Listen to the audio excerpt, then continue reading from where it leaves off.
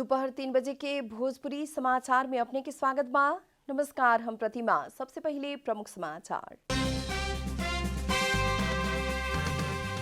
प्रधान न्यायाधीश चोलेन्द्र शमशेर ऊपर महाभियोग लगावे पड़े के पूर्व प्रधानमंत्री डॉक्टर बाबूराम भट्टराई के मांग, अपराध के संरक्षण कैल आरोप। काठमाडौँ के सीतापाइला में 22 वर्षीय युवती ऊपर एसिड आक्रमण, 2 जने पकड़ाई, थप अनुसंधान हो रहा। नेपाल उद्योग वाणिज्य महासंघ के चुनाव के डेट फेरू बढ़ल, सरकार द्वारा सभा सम्मेलन करेला अनुमति देहल 15 दिन में दोसर चुनाव होखी।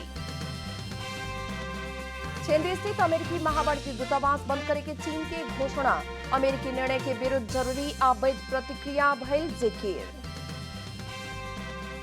और इंडियन प्रीमियर लीग IPL सितंबर 19 से शुरू करे के BCCI के तैयारी।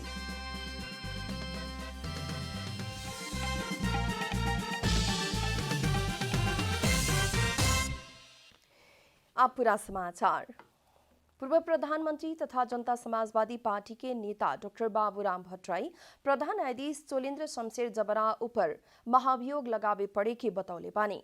भट्टराई आज ट्वीट करत प्रधान न्यायाधीश से अपराध के संरक्षण कैल गेल कहत उहाँ के महाभियोग लगा के हटावे पड़े के बतौले बानी। प्रधान न्यायाधीश चोलेन्द्र शमशेर जबरा और न्यायाधीश तेज बहादुर केसी के इजलास से जन्म कैद के सजाए मिलल पूर्व DIG रंजन कोइराला के दिहल गईल सहूलियत से चौतरफी सवाल उठावल उनकर कहना बाटे। खारिज हो चुकल कानून के प्रयोग करके हाल के कानूनी व्यवस्था के मनोमानी व्याख्या कैल गेल कहत न्यायाधीश द्वय के ही कार्यक्षमता में ही सवाल उठल उहाँ के बतौले बानी। वही लेखा सर्वोच्च के फैसला के बाद रिहा भइल हत्यारा कोइराला के हद तक सजाए होके पड़े के सरकार महाधिवक्ता के कार्यालय द्वारा मांग कैल गेल बा। सरकार के तरफ से फैसला पुनरावलोकन खातिर BFA के दर्ता कैल गेल निवेदन में कोइराला के प्रेमिका तारा रेग्मी के भी हद तक के सजाए होके पड़े के मांग कैल गेल बा। सर्वोच्च अदालत के फैसला त्रुटिपूर्ण रहल कहत पुनरावलोकन में कैल गेल सरकारी वकील से पेश कैल गेल 8 पेज लंबा निवेदन में रंजन कोइराला के सजाए घटावे के फैसला सर्वोच्च के अपने नजीर कानूनी सिद्धांत के मर्म के प्रतिकूल भइला से बदर होके पड़े के मांग भी कैल गेल बा। काठमांडू के सीतापाइला में युवती ऊपर एसिड आक्रमण कैल आरोप में 2 जने के प्रहरी पकड़ ले बा। BFA के संझिया सीतापाइला में दही किने गईल ओखल ढुंगा के 22 बरिस के पवित्रा कार्की के एसिड प्रहार करे वाला रोहतट लक्ष्मीपुर घर होके हाल काठमांडू के डल्लू रहे वाला मोहम्मद आलम आ भारतीय नागरिक मुन्ना मोहम्मद के प्रहरी पकड़ ले बा। कार्की के कीर्तिपुर स्थित कीर्तिपुर अस्पताल के बंद सेंटर में इलाज चल रहल बा। पवित्रा राजधानी के हयात होटल में अकाउंट शाखा में काम करत रहली। लॉकडाउन के बाद रूम में ही रहल जनावल गेल बा। सन्दर्भ या देखिन्छ प्रारम्भिक अनुसन्धानबाट अब त्यो सन्दर्भमा उसको अनुकूल नभएको, तर अब स्वाभाविक रूपले एउटा वयस्क महिला अन्यत्र कतै आफ्नो चाहिँ ऊ साथीभाइहरूसँग जुन बसाउटी गरेको कुरा निजले अलिकति यो कुराले उसमा चाहिँ एक खालको चाहिँ जेलसी उत्पन्न भएको कारणले नै यो घटना भएको अहिलेसम्मको अनुसन्धानबाट देखिन्छ। एसिड से युवती के चेहरा आ हाथ जर गईल बा। घटना के बारे में अनुसंधान हो रहल प्रहरी जानकारी देले बा। नेपाल चिकित्सक संघ नारायणी शाखा वीरगंज द्वारा इमरजेंसी बाहे के अन्य सेवा सब बंद करेला अस्पताल सबके आग्रह कैल गेल बा।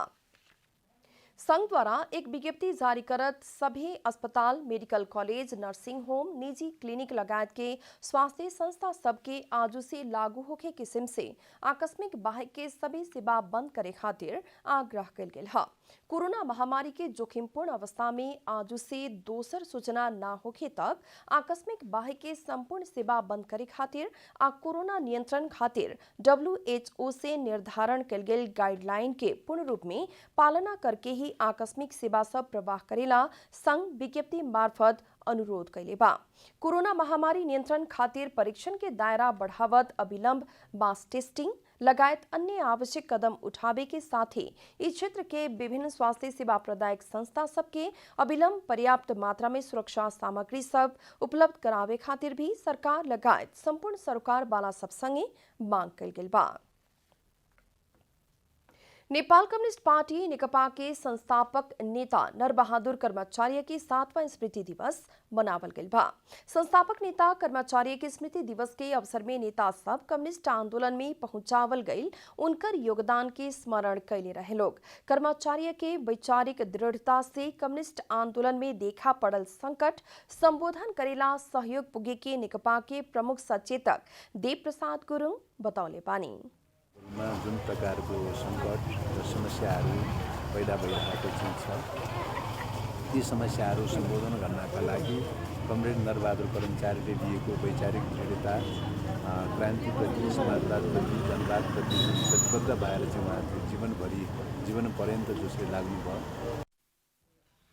स्मृति दिवस के अवसर में ललितपुर के कुंभेश्वर में पुगे नेकपा के नेता सब कर्माचार्य के शालिग में माल्यार्पण कैले रहने लोग। नेकपा अध्यक्ष पुष्पकमल दाहाल सहित के नेता सब माल्यार्पण कैले रहने लोग। भोजपुरी समाचार में आप छोड़ विश्राम।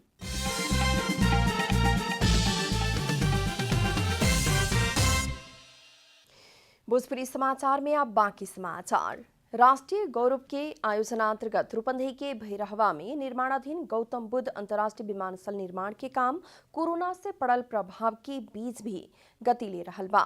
लॉकडाउन के समय में 300 कर्मचारी आम मजदूर सब विमानस्थल निर्माण के काम के आगे बढ़ौले बाटे लोग। लॉकडाउन सहज भइला संगी रूपंदेही के भैरहवा विमानस्थल में अभी करीब 300 जने काम कर रहल बाड़न सन। नया बरस सन 2020 मनावे खातिर चीन पुगल दक्ष जनशक्ति कोरोना के कारण काम में लौटे न सकला बाद विमानस्थल में कुछ उपकरण जड़ान के काम नहीं हो सकल।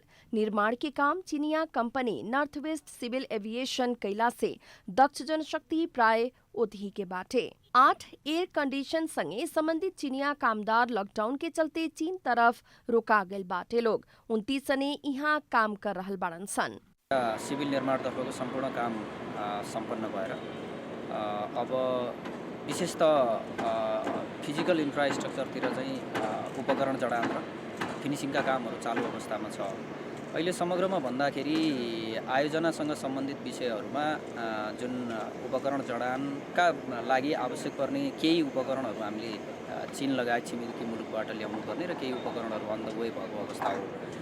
विमानस्थल में अभी टाइल बिछावे के कंट्रोल टावर टर्मिनल भवन में फिनिशिंग आ उपकरण जड़ान विद्युतीकरण भवन सब फिनिशिंग के काम जारी बाटे।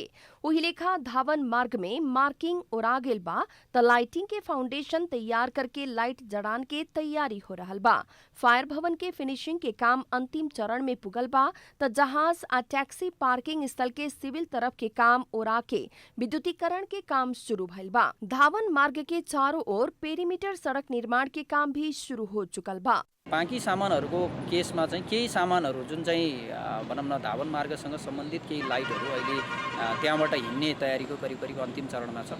त्यसले गर्दा अब उपकरण त्यहाँबाट भनौँ न जहाँ म्यानुफ्याक्चर भयो त्यहाँबाट हिँड्ने उपकरणहरू चाहिँ अब त्यति धेरै बाँकी नरहेको अवस्था र उपकरणहरू आइरहेको भएर चाहिँ जडानको प्रक्रियाहरू अगाडि बढाउन सक्ने अवस्था छ। विमानस्थल के अभी तक 91% काम संपन्न हो चुकल बा। 6 अरब 22 करोड़ लागत की ई आयोजना 31 दिसंबर 2014 में शुरू भइल रहे। रूपंदेही से विकास पराजुली की रिपोर्ट। अवैध रूप में घर में लुका के राखल 68 बोरा केराव प्रहरी बरामद के बा। इलाका प्रहरी कार्यालय कृष्णनगर द्वारा जिला के कृष्णनगर नगरपालिका वार्ड नंबर 3 लक्ष्मी नगर से 2 लाख रुपया बराबर के केराव बरामद कल गेल है। कृष्णनगर के प्रहरी निरीक्षक प्रताप पौडेल के कमांड में खटल 15 जने के टोली लक्ष्मी नगर के कमला आरख के घर में भारत तरफ निकासी खातिर स्टोर करके राखल गेल केराव बरामद कैल जानकारी दिले बा। बरामद कैल गेल ओ केराव कृष्णनगर भंसार चलान कैल गेल बा। कपिल वस्तु प्रहरी पिछला समय नेपाल होखत बिना भंसार भारत निर्यात होते आ रहल केराव में निगरानी बढ़ावे लागल बाटे। जिला में प्रहरी उपरीक्षक में नवराज अधिकारी अइला संघी अवैध पैठारी होते आ रहल केराव लगायत चोरी तस्करी नियंत्रण में सक्रियता देखावल गेल बा। पिछला 1 महीना आगे भी इलाका प्रहरी कार्यालय पकड़ी एक ट्रक अवैध केराव बरामद कैले रहे। चितौन के खैरहनी नगरपालिका आर्थिक वर्ष 2076-77 में कुल बजट के सिर्फ 63% ही खर्चा कैले बा। नगरपालिका के पिछला आर्थिक वर्ष के कुल बजट 96 करोड़ 50 लाख रुपया रहल में 60 करोड़ 80 लाख रुपया ही खर्चा भइल बा। नगरपालिका द्वारा खर्चा आ प्रगति सार्वजनिक करत पिछला वर्ष के चालू बजट में 76.1% आ पूंजीगत बजट के 55.10% खर्चा भइल प्रमुख प्रशासकीय अधिकृत पुरुषोत्तम शर्मा जानकारी दिले बानी। नगरपालिका के कुल 539 योजना मध्ये 460 संपन्न भइल, 20 को समझौता होके संपन्न होके के बाँकी रहल आ अन्य 59 को योजना क्रमागत रूप में रहल शर्मा बतौले बानी। नगरपालिका के कुल अनुमानित राजस्व 9 करोड़ 25 लाख 25 हजार रुपया रहल में असार अंतिम तक 10 करोड़ 92 लाख 32 हजार 566 रुपया 63 पैसा वसूली करे में सफल भइल शर्मा बतौले बानी। कोविड-19 के महामारी के कारण कईयन योजना आ कार्यक्रम सब समय में संपन्न करे ना सकल खैरहनी के नगर प्रमुख लालमणि चौधरी बतौले बानी। सिरहा के मिर्चैया नगरपालिका 6 जीवा में आम के गाछी से गिर के एक जने के मृत्यु भइल बा। अपने आम के बगीचा में आम तुरे के क्रम में गाछी से गिर के घायल भइल मिर्चैया नगरपालिका 5 पासवान टोला के 60 बरिस के तनुकलाल पासवान के कालो संझिया मृत्यु भइल ह। गाछी से गिर के गंभीर घायल भइल पासवान के इलाज खातिर मिर्चैया बाजार लियावे के क्रम में रास्ते में मृत्यु भइल इलाका प्रहरी कार्यालय मिर्चैया के प्रमुख डीएसपी संतुलाल जायसवाल जानकारी दिले बानी। पासवान के शव पोस्टमार्टम खातिर लहान स्थित रामकुमार उमा प्रसाद मुरारका स्मारक अस्पताल में राखल गइल बा। अब आर्थिक समाचार।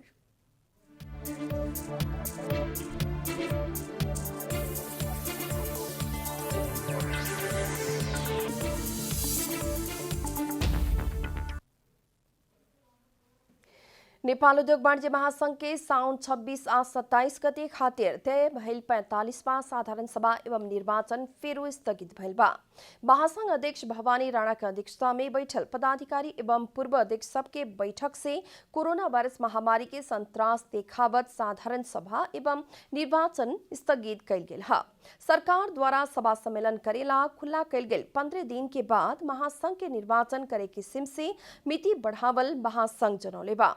कोरोना के उच्च जोखिम के ध्यान देत साउन 5 गते के नेपाल सरकार मंत्रिपरिषद से दोसर निर्णय न होखे तक कोनो भी किस्म के सभा सम्मेलन एवं भेला आयोजना करेला प्रतिबंध लगावल निर्णय के आधार मान के मिति बढ़ावल महासंघ जनौले बा। सरकार द्वारा सभा सम्मेलन भेला करे के स्वीकृति देहल 15 दिन के भीतर आयोजना करे के कहत महासंघ द्वारा पिछला निर्णय कैल गेल है। बैठक में निवर्तमान अध्यक्ष पशुपति मुरारका, विशिष्ट सदस्य एवं पूर्व अध्यक्ष चंडीराज ढकाल, महासंघ के पूर्व अध्यक्ष सब महेशलाल प्रधान, प्रदीप कुमार श्रेष्ठ, रवि भक्त श्रेष्ठ, विनोद बहादुर श्रेष्ठ, कुश कुमार जोशी, सूरज वैद, वरिष्ठ उपाध्यक्ष शेखर गोल्छा, उपाध्यक्ष सब किशोर प्रधान, उमेश लाल श्रेष्ठ, चंद्र प्रसाद ढकाल के सहभागिता रहे। भोजपुरी समाचार में फिर छोट विश्राम।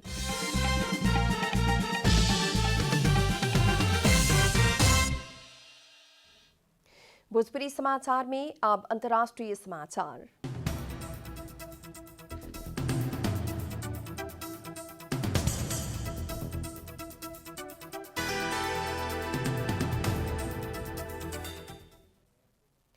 चीन द्वारा अमेरिका विरोध के जवाबी कार्यवाही स्वरूप चंगडू स्थित अमेरिकी महावाणिज्य दूतावास बंद करे के घोषणा कल गेल बा।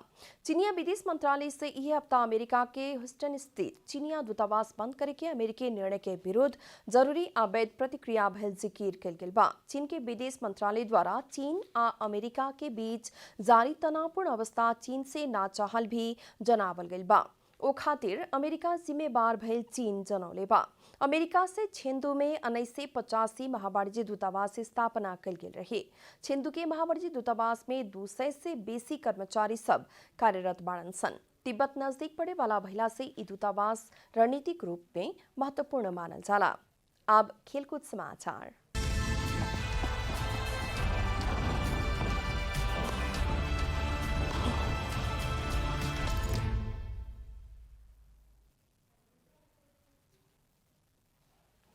इंडियन प्रीमियर लीग IPL सितंबर 19 से शुरू करे के तैयारी के गेल बा। यूएई में होके वाला तय भेल प्रतियोगिता सितंबर के तीसरका हफ्ता से शुरू होके नवंबर 8 में फाइनल खिलावे के तैयारी कल गेल हा। एशिया कप आ T20 विश्व कप ई साल रद्द भइल संगे IPL आयोजना के रास्ता खुलल हा। IPL के फ्रेंचाइज टीम के ई बारे में जानकारी करावल गइल बा। कुछ दिन में होखे वाला IPL के गवर्निंग काउंसिल के बैठक द्वारा ई मिति के पुष्टि कइल जाए। इससे पहले BCCI के एक अधिकारी द्वारा बोर्ड के सदस्य सब यूएई के एयरलाइंस अमीरात आ इतिहाद संगे संपर्क में रहल बतावल गेल रहे। बोर्ड द्वारा अगस्त के विषय में जानकारी के मांग भी कइल गेल बा। फ्रेंचाइज टीम के अगस्त में अंतिम में यूएई ले जावे के तैयारी कइल गेल बा। BCCI के अधिकारी के मुताबिक बोर्ड के साथ संबंधित टीम द्वारा यूएई में अमीरात, इतिहाद जैसन एयरलाइंस के साथ संपर्क करके विमान सेवा शुरू करे के विषय में छलफल कइल गेल बा। उसे भारत के दिल्ली, मुंबई आ कोलकाता जैसन शहर में विमान सेवा शुरू करे के विषय में एयरलाइंस के योजना में छलफल हो रहल बा। भारत में बढ़ते जा रहल कोरोना के संक्रमण खातिर ई निर्णय कइल गेल बतावल गेल बा। भोजपुरी समाचार के अंत में प्रमुख समाचार फिर एक बेर।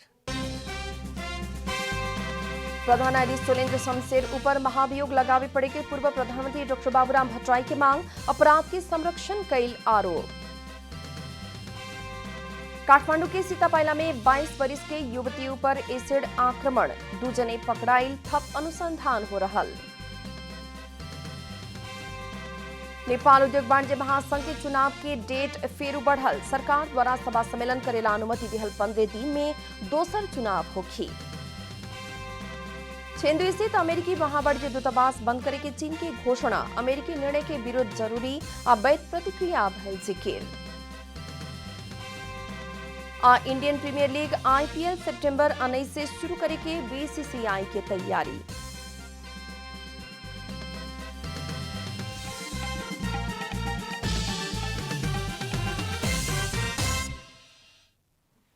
भोजपुरी समाचार अभी खातिर इतना ही। जनता द्वारा जनता खातिर प्रसारित जनता टेलीविजन के कार्यक्रम सब अपने YouTube, ट्विटर, फेसबुक और हमने के वेबसाइट jantasamaachar.com में भी पढ़ आ देख सकतानी। सूचना में अपने के सहभागिता, समय में समाचार, हमनी के प्रतिबद्धता। नमस्कार।